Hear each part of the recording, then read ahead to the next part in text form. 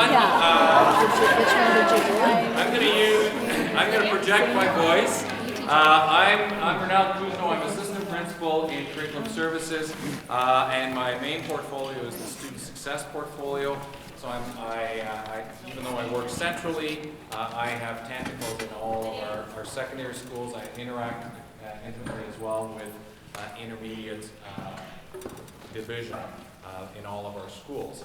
Pathways is one of the pillars of student success. So just to set the stage for this afternoon, to set the context, we're not going to be talking at you for 60 minutes. So what we're going to do is, we were asked to present on helping parents, assist parents in supporting their child choosing a pathway. So that's what we're going to do. It's going to be very interactive. We're going to get an opportunity to hear from you as well. Probably not every group all the time, but we're going to pick some groups just because we've got a window of an hour, and we'll be over the next hour exploring how the world of pathways has evolved and changed significantly as we now are in 2016. So just to set the stage and to introduce the instructional coaches that are supporting me, we're going to engage in a bit of a skit. Who's in trouble? Did you see Tim? Isn't he just awesome? Oh, day of the week, different boy. Oh my God. Did you do any homework today? Welcome, girls. Hi, Dad. What did you learn in school today? Nothing. What did you do in school today? Nothing. Did Sounds you go to familiar? school? Okay. So what our objective is over the next hour is to empower you perhaps to engage in conversations with your child to help them start thinking about pathways. So we do have some key messages. You're going to see these along the way.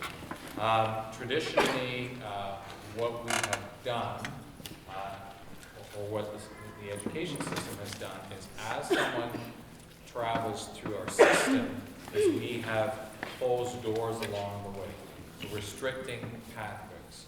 That's often what we have done. I think we really need to reverse that trend, and we need to ensure that we keep opening doors throughout the schooling experience, because pathways is not a linear process. I want to start off with the vision document that the ministry has produced. This is the renewed vision for education in Ontario. And in achieving excellence, there are four priorities, four goals that have been set out. And I want to read one because, and those at the front will see that I've actually scratched out one of the words and I've edited the provincial goal. Yes, I've taken that liberty. But there's reasoning behind my thinking here. So I'll read the goal as it reads in the official document. Ensuring equity. All children and students will be inspired to reach their full potential with access to rich learning experiences that begin at birth and continue into adulthood. And I changed it because a couple of years ago, Mary Jean Gallagher, who was then Assistant Deputy Minister, in an address to provincial leaders, told us, almost verbatim, but with a twist, she said, our role in education is not to help students reach their full potential. And there's that strategic pause as only Mary Jean could do. And then she came back and said, our goal is to help students exceed their potential. And then she went on. But that line stuck with me, and it resonated. And the more I started thinking about it, the more profound it became for me as a professional. If we're helping them reach their full potential, it means that I have set potentially what that potential is. Who am I to set the potential of a young learner? I would much rather that as a system we challenge them to exceed their potential and therefore help them to strive for everything that they can be and become. So to me that is essential. So that's the framework. The other piece is very often, traditionally what we have done when talking about careers planning and pathways has been to ask them what job you want to do.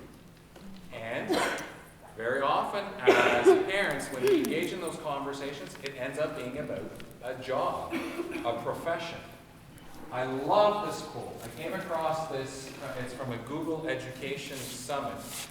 And it changes the dynamic. Don't ask kids what they want to be when they grow up, but what problem they want to solve.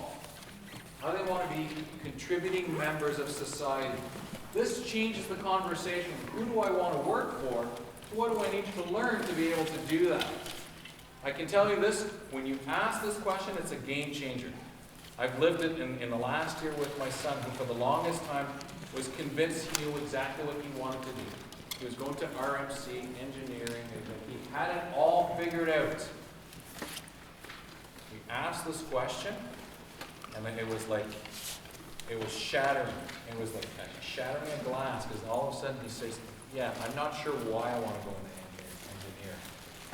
But I do know that I want to address these. I'm really concerned that as an adult, the world I will inherit, we will need to address this. So it's a real game changer.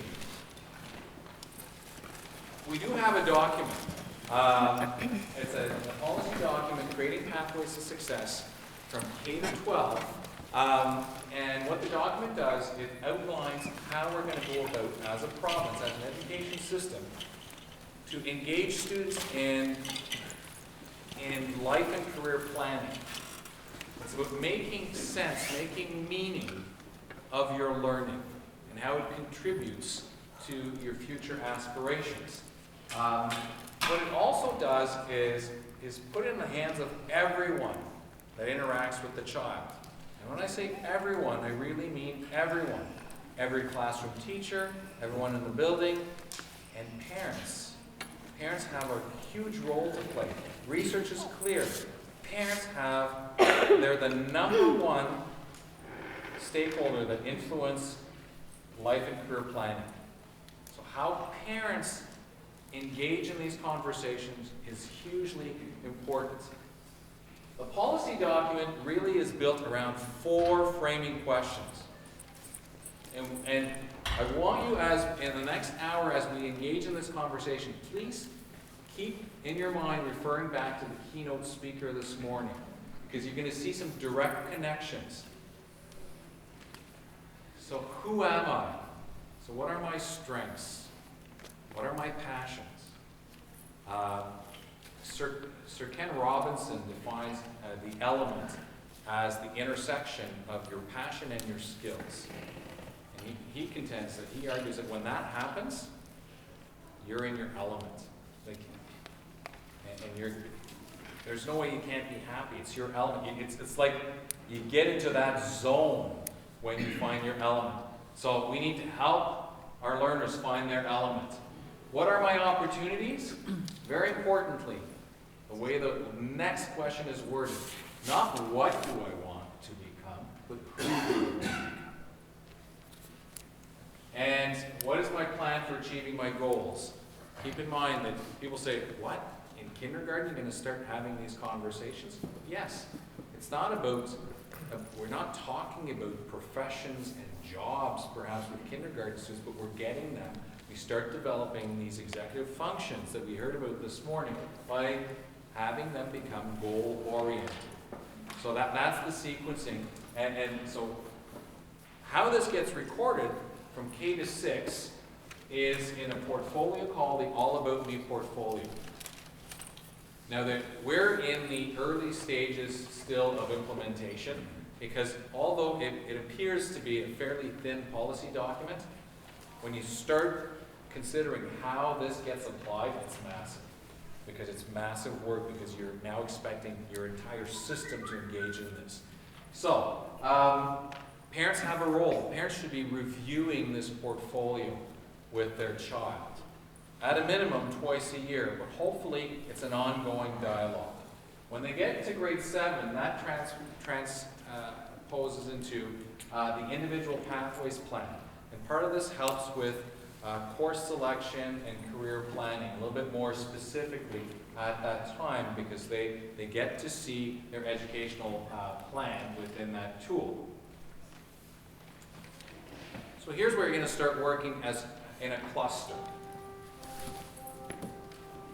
So in the game of Survivor, the tribe votes someone off the island. Just rest assured, we're not voting anyone out of the auditorium. But your task here is that you're developing a community. So obviously, and the question was asked this morning, so for clarification, if we have a snow removal operator, you have to assume that in your environment it snows. So you're not in the Dominican Republic. Your task as a group now is to agree on who you're going to vote out of your community. Who are you going to exclude from your community as you're trying to build that community? More importantly, you need to have the conversation about what are the ramifications? What are the consequences of excluding that person out of our community? Okay? So there is no right or wrong answer, but you need, as a cluster now, you've introduced yourself to your cluster, you're going to need to vote someone off. We're going to give you about 5-6 minutes. You need to determine who you're voting off your island, for lack of a better word, who you're excluding from your community, and what are the ramifications, consequences. So, a bit of norms. Don't make it personal, and we don't want any fighting, okay? So 5 minutes, go ahead, have the conversation in your groups. Question, is this information on the board website? It's going to be posted. Is the deck? Yes. Sidewalks and stuff.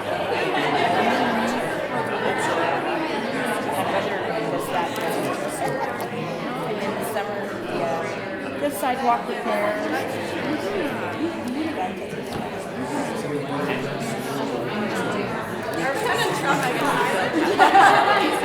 What, you're moving your community. Everybody needs an engineer.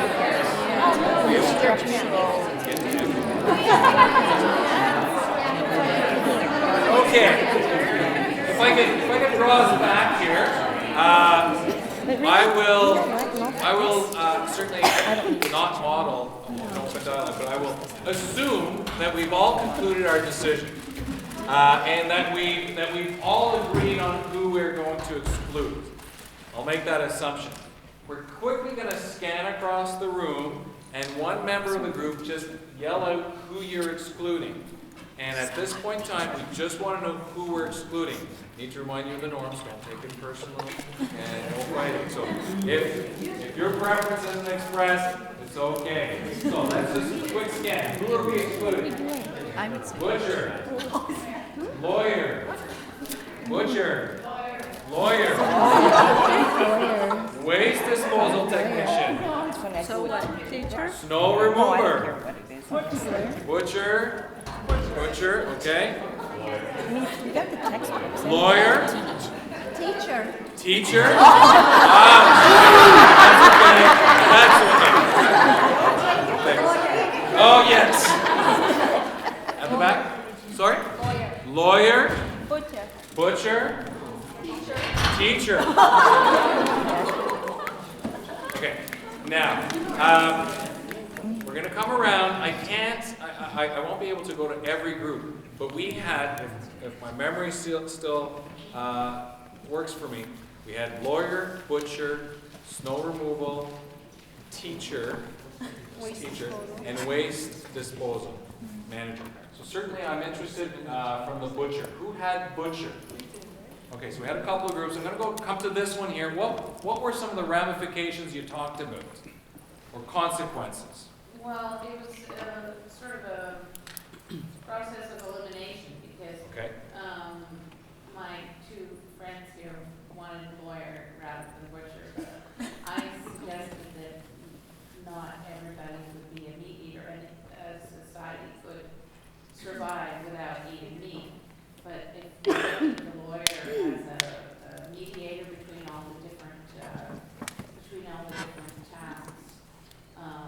that would show the lawyer the implications of not having the lawyer were greater than not having the butcher. I'm not sure that I actually think this is not. Okay. But what's significant here is the decision is reached on on the assumption that perhaps we can restructure a significant aspect of our community. So that's important because when you think of, it is Richard Florida, an urbanist, who speaks of resets in history. Events in world history that are so significant where we have to restructure our social constructs. So he argues that the internet is the latest reset in history. We really have to, and I'm not sure that we've undergone that entire process yet, but it's so significant that it causes us to restructure. So the decision is based on perhaps an opportunity to restructure a significant aspect of our community. Okay. Lawyer. Who excluded a lawyer? Let's come over here. My experience hasn't been very good at mediation, and a teacher might be better at that anyways. Okay. I like eating meat. We're not restructuring. Okay. We need shelter. Okay. Let's add a little bit on lawyer here. Our sort of thought on it was that in a civil society, specialists in all facets could probably make the legislation and rules that a lawyer might be capable of without actually needing a lawyer. Okay. Garbage disposal manager. If the civil engineer does a proper job, they can put a system in so everybody can take control of garbage disposal individually. Therefore, we don't need waste disposal. Any example or an example? Yes, I said in Singapore you can see how clean the place is, and most of the responsibility based on the individual. Okay.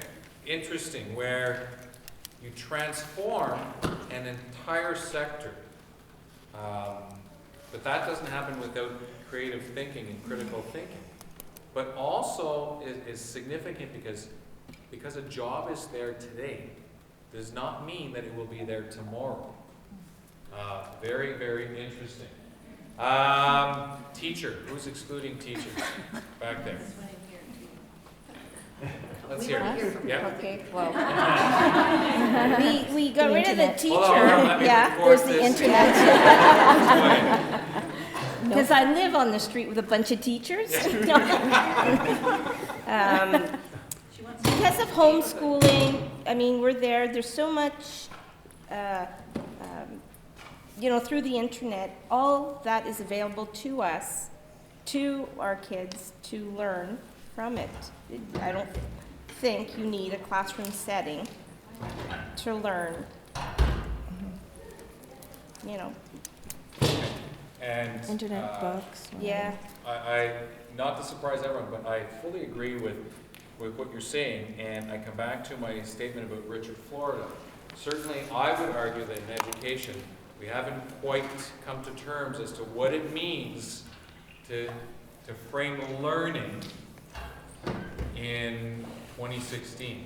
I guess what I'm trying to say, not everybody deals with theory. So to sit in a classroom with a teacher just... So I would argue that the role of the teacher needs to evolve. But I understand, Exactly. so I certainly hear your rationale for your decision. Okay, makes perfect sense. It's a major part of socialization for children as they go on. So you're going to have to replace that structure with some other form, or you're going to have a whole bunch of people in the homeschool that can't run. But perhaps in their community they've thought about this, and the socialization will occur in different structures. And I forget now, we had another one. We did teacher. We've addressed this one. We've done enough teacher, but actually no, I'm just kidding. Snow removal. Yes, snow removal. So we were choosing between the snow remover and the waste technician, and then we realized, let's say the waste you dump there on the side, and if we don't process it, they don't disappear by themselves. But snow, pretty much everyone does it, and if we don't shovel the snow, when spring comes, the snow don't melt.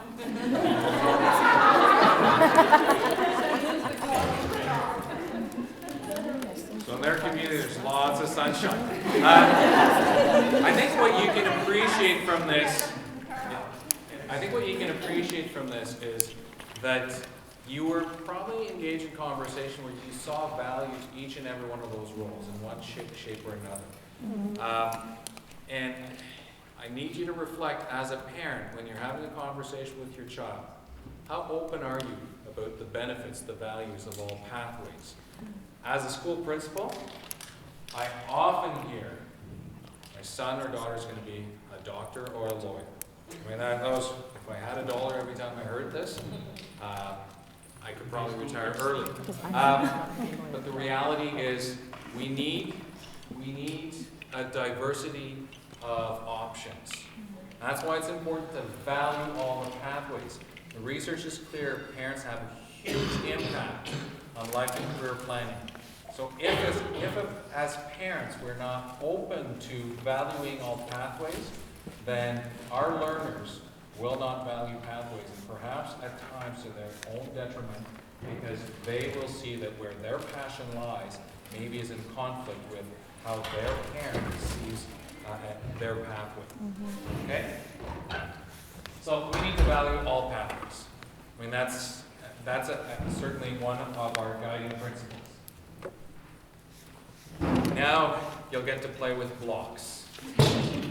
So, as a group, we're going to ask you to essentially map out the various transitions to a profession or a field of employment. You're going to pick one. It could be from the list that we had here. It could be one of those.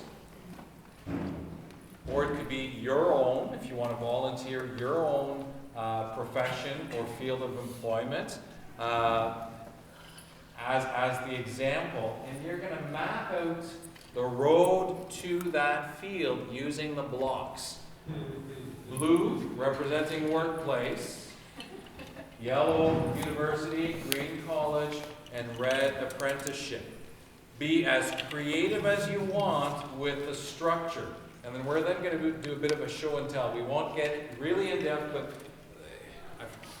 we had some really interesting structures created in the previous session. And again, it's part of that conversation. So we'll give you about 3 minutes. I know it's quick for time, but we only have an hour. So you 3 minutes, you pick one profession and you map out the road to that profession. If you don't have blocks, raise your hand. We'll show you around with more blocks. Several people.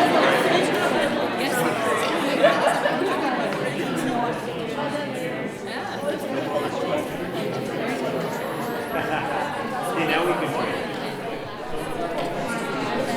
Okay.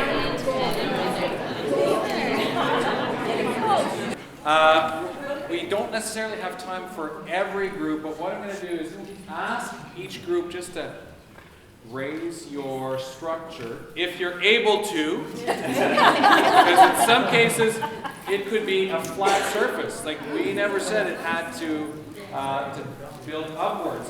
Just so people can see your structures. So just look around the room, get a quick scan for what it's like, and maybe we'll ask, is there a couple of groups willing to talk about how they built their structure? And so any volunteers? Okay, with the green shirt. Sure. Let's talk about. Okay, we started with waste disposal and then transferred to civil engineering because decided we really wanted somebody to build waste disposal system, which falls in the purview of civil engineering and which would require both university and continuing education. Also, sometimes sort of practical college. You can transition from there to being basically the first couple of years in the firm, and then you can use it learn quite a bit about your lifetime workplace. Okay, so very complex, very integrated model. It's not linear. Why don't we go to the back? Again, it appears to be. So ours is non-linear as well. We just picked a trade, any trade, and we started with blue on the bottom as the workplace because as you're growing up, your household is your workplace. Your exposure to your parents' careers or babysitting jobs is your workplace. And then say you do continue in that, then you would maybe do some, like if you're doing trades, you might be helping your father in carpentry. So that's an informal apprenticeship. Say you're still going to high school, and then you might want to go to college. And then you have different options there. You might still continue working part-time. You might have an apprenticeship that is parallel to the time that you are in college. And then you go to the workplace, and then, we made some assumptions that maybe somebody wants to become, management level. Maybe they would get more educated based on their workplace experience, or lose their job and get their MBA. So we see the workplace as kind of interweaving, as giving you experience all through life. And that education obviously is not as predominant. Aren't you guys the ones that threw off the teacher?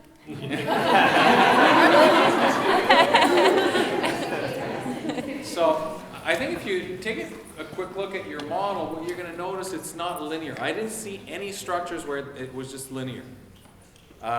It's okay. So talk to us about that model. Okay, talk to us about the linear, because you have a linear model. Yes. Okay, explain your structure. I think we just pick doctor, and then we say, okay, as a doctor, what steps you have to take, and then we talk about going to university and then taking apprenticeship and also just workplace. So just kept it very simple, and we talk mostly in a general way of in a life how to go. But then we talked about also there are some people they just change this actually model and going to the other pathway. They want to maybe going back to university and then doing something different. But this is just repeat as a Okay, thank you. And interesting in that model is the university pathway, and then the specialization in medicine being seen as an apprenticeship and then a job. So sometimes it's how we perceive things and the biases we have and bring to those conversations. I'm of a generation when I went through high school, if you achieved in a certain range of marks, you were told you have to go to university. Like that's where you need to end up. And you're going to earn a university degree, then you're going to have a job, you're going to be set for life. It didn't quite happen that way. But certainly in my parents' generation, whatever job you had, that was your job for life. Now we know that certainly my children are bound, according to research, are bound to experience 5, 6, or even more transitions within their professional careers. So that fluidity, that movement, and that interplay between the different pathways is so, so important. And even when I go back to my high school experience, those who achieved then in a lower range were told, well, you go to college. You're going to find your passion in college because that's as much as you can handle. And then others were told, well, just get a job. Like just get out of high school, get a job. But I mean, that's the reality. That's how we did life and career planning back then. But we really need to flip that. Because it was also at the time, universities were over here, colleges were way over there, and then they didn't talk to each other. And barely anyone would dare to say, yeah, I really don't think that university is my gig. I'm going to walk over to a college. Very little of that happened. Nowadays, the joint operation and joint programming and the articulation between the two is phenomenal. People start in college, end up in university. People start in university, finish in college. They graduate from university, don't have a job, then go to college and get certified in a specific field, get a job. The articulation is phenomenal. So we need to ensure that we honor those transitions. And this has huge ramifications for us as educators. It really does. Because when we were essentially a screening tool as to who would qualify for university, who would qualify for college, who should just get a job, that was fairly simple. But now we need to honor those articulations. And the experiential learning is a huge part of the question. Well, I'm just thinking that, you know, regardless of where you end up, the hardest one of those to get into as far as an educational stream is concerned is the university, because you have to have a certain marks. So if you, it doesn't matter whether you leave high school and go into the workplace or go into an apprenticeship, shouldn't the goal be that you aim for that so that even if that isn't your path, that you could do it? Like, I'm going to draw us back to my initial opening statement that we need to keep as many doors and keep opening doors. right. So I'm not suggesting that early on a child decides that I'm eliminating this possibility and I'm just going to focus on this narrow area here. You want to keep as many doors as possible. But the reality is I'm going to challenge your assumption here that university is the hardest one to get into. There are college programs that are in such high demand that it is extremely difficult to enter. There are college programs where the entrance requirement, because of the high demand, has become more demanding than certain university programs. So again, we need to really rethink that construct. Quick comment? There are also a number of universities that have entry programs for mature students that have much easier entry options. So sometimes it's not a bad idea to actually remove yourself from the education system for a little while to enter more easily a couple years later. Yeah, no, and So, things to remember is that it's not a linear path, and there are articulation programs throughout, and that learning is probably going to be a part of life. I would argue learning is going to be part of life, irrespective of the pathway you choose. You're going to be learning for the rest of your life. So the challenge for us is, how do we shift our system so we can honor what we have now just been talking about? So we'll share with you a few examples in the minutes that are left as to how we've started restructuring the way the high school experience is for some of our students as they start to begin the transition towards their post-secondary experience. So I'll turn it over to Candace to talk a little bit about programs within her portfolio. Perfect. So my responsibility at the school board is to help support teachers and students in cooperative education, the Ontario Youth Apprenticeship Program, and the dual credit program. Cooperative education is typically offered as a 2 or 4 credit program in grade 11 and 12, and it's an opportunity for students to gain work experience. It is for all students in all pathways. And a typical question that I get is, well, my child has a very full U schedule and there's no room for them, and that is not entirely true. So it can happen, it just requires some planning. Some of the best benefits that we see from this program, aside from the soft skills and the employability skills that students gain, is that it really helps them determine if they have a legitimate interest in a particular field. So say, I'll use the lawyer since we've talked about lawyers. I get a lot of students that are like, yeah, I want to be a lawyer. I put them in a law office, and like week 3, they're like, I don't want to be a lawyer. And so as parents, who I'm sure you're very financially savvy, that is a huge check mark in terms of your child's post-secondary pathway. As part of the cooperative education program is the Ontario Youth Apprenticeship Program. So students have an opportunity to obtain their level 1 training in one of the apprenticeable trades. So there are 156 different apprenticeable trades.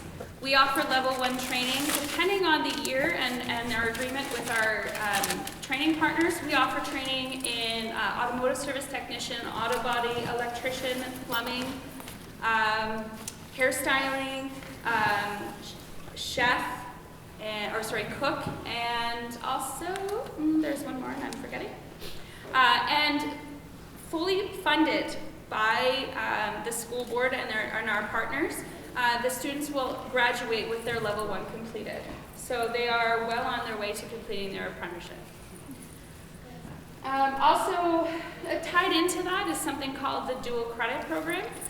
So it sort of has 2 facets. The dual credit can either be part of the level 1, so the students do their level 1 training at Algonquin College, or it can be an opportunity for students to get a little taste of what post-secondary life is like. So again, it is for all pathways. So I know it's a partnership with the college, but it gives all students an opportunity to see what it is like to be in that post-secondary environment. We have courses in child and youth development, we have courses in addictions, we have courses in hospitality, tourism, career and life management, English as a second language. It's a very broad scope. And the best part about this is that a student will get a college credit and a high school credit, and again, it's fully funded, including transportation. So if you do not live near Algonquin College, that is okay. We will make sure that your child can get there. So either by bus passes, it's just it's a fantastic program. And I will stop talking because I could go on forever. The other piece to honoring the experiential learning are trades and specialist high skills major, and I'll turn it over to Lydia to talk to this. Hello, I support the specialist high skills major programs within the board. I'll speak first of all to the trades and technology. That includes a lot of the shops, transportation, carpentry, foods, baking, ICT, so computer programs and things like that. We are very involved as a board with Canada Skills Competition, Ontario Skills, if anybody knows about that or have their children involved. It's really exciting. It's, I call it the Olympics of the trades, because the students compete locally for spots in Waterloo. We have, for those of you who have primary and elementary students, we have a runoff, a huge runoff here, because we have about 8 teams that can go to Waterloo, but we have 400 students that are competing for those spots. And that's happening on the 28th of January at Longfields Davidson, so if you're interested in taking a look at it, please do. So we have a lot of good communication there and lots of people involved. It's really exciting, especially if you have students that are really into the hands-on piece. So the Specialist High Skills Major programs are programs that are a bundle of credits for grade 11 and 12 students.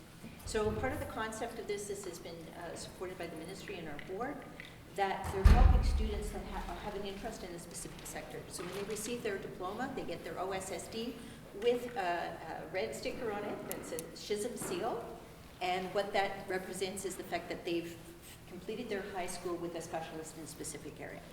So the ministry for the province of Ontario, we have 20 sectors, of which 12 are represented in our board across 16 schools.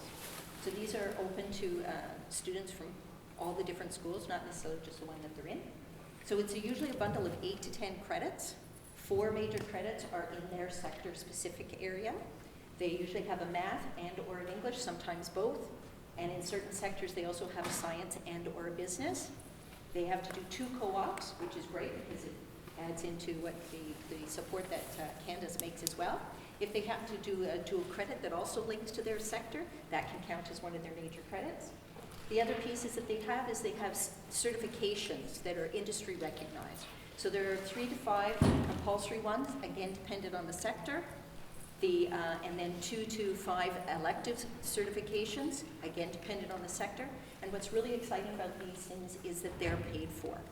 Okay? These are very expensive, because if you've ever looked at, especially in construction, if you do any of the falls, when you're working at heights, that's a very expensive program. But here the students have that opportunity to get those certifications that industry recognizes. It's great on the resume and great for getting that job.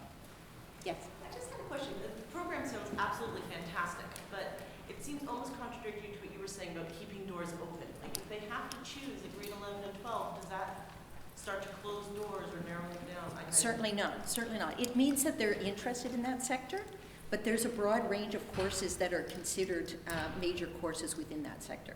So for example, if it's in a health and wellness, it could be anything from the science and kinesiology to foods, right? So there could be a variety of courses within that category that makes it very sector broad. And that's one of the things we have to recognize, that if we're looking at a carpenter, is it just the person that does the outside frame of the house? There are various aspects of that field, right? Because we don't necessarily have to look at that one job, that there are so many jobs that surround each sector. Because even when you're looking at the sports and things like that, people forget that accounting is also part of the sports sector. You know, I just want to add here, it should be noted that English and math are part of the major bundle. The major credit is in the bundle. But what ends up happening is part of at least one of the assignments in English is going to be connected to the industry sector. One of the assignments or learning opportunities in math is going to be connected to the industry sector. So they have that understanding. There's also a new certification that is being presented through the ministry as well, as we call it ICE, Innovation, Creativity, and Entrepreneurship.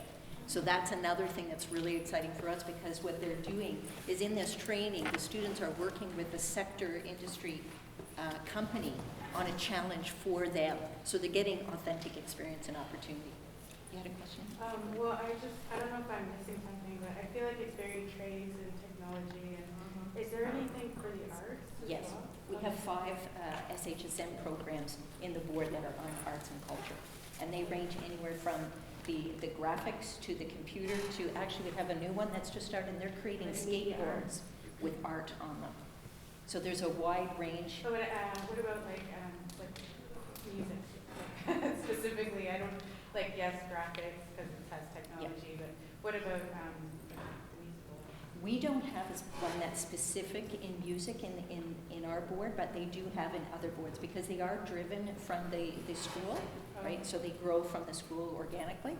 There's a question back here. Does this include credit courses? Yes, it offers all 4 pathways. So we have to, in those SHSM programs, we have to offer the pathways from workplace, apprenticeship, college, and university. We'll take one more question, then we'll move on, because people are starting to come in Yes. for the next session. So. No, I just went out to get a phone call. Oh, yes. What if your child has a special need or a learning disability? Will you be able to access any of these pathways? Certainly, because we still have to offer differentiated learning, because it's not like this course has been created separately. Yeah. This is a package of courses and programs that already exist, and they've just been bundled together to offer just sort of an organization and a bit of a direction for the student, and a bit of an environment that they would be interested in. So we're going to quickly wrap up, because we've only got 2 minutes left on the program. But we'll be around if people have follow-up questions. I think some of the key messages we need to remind ourselves is that all pathways need to be valued. And we need to keep an open mind as to the fluidity between the pathways.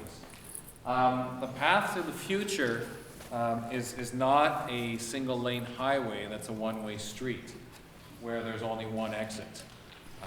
On that road to the future, people will get off at certain off-ramps, get back on, take alternate routes, but it's about our individualized journey as we work towards the future. I don't know what the future holds. I don't know what jobs are going to be out there, but to the best of our ability right now, we know that certain skills are going to be required. And that's what we need to ensure that we transmit to our students. The future probably looks more like this, a very confusing graphic, and we're trying to make sense and navigate.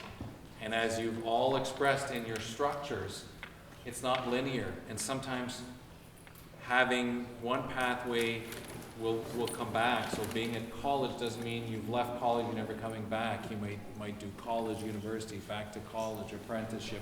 It's not a linear pathway. So when you're having conversations with children, with your own children, I come back to my initial statement. Ask them what problems, what issues they want to be addressing. That will really shift the conversation as opposed to making it about a job. And then we experienced today where it was challenging because we realized that all pathways are valuable. Remember that exercise where we asked you to exclude someone. Well, many groups excluded a lawyer.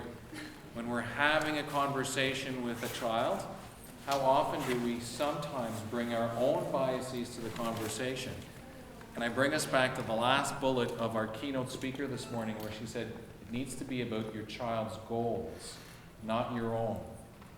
So we have to honor our children's aspiration and support them in choosing a pathway. We have an important role as parents and as educators, but we have to make sure that we don't impose our own beliefs around what is a valid pathway to our young learners. Thank you very much. We would ask that you return the blocks, because we're going to have a really sad child.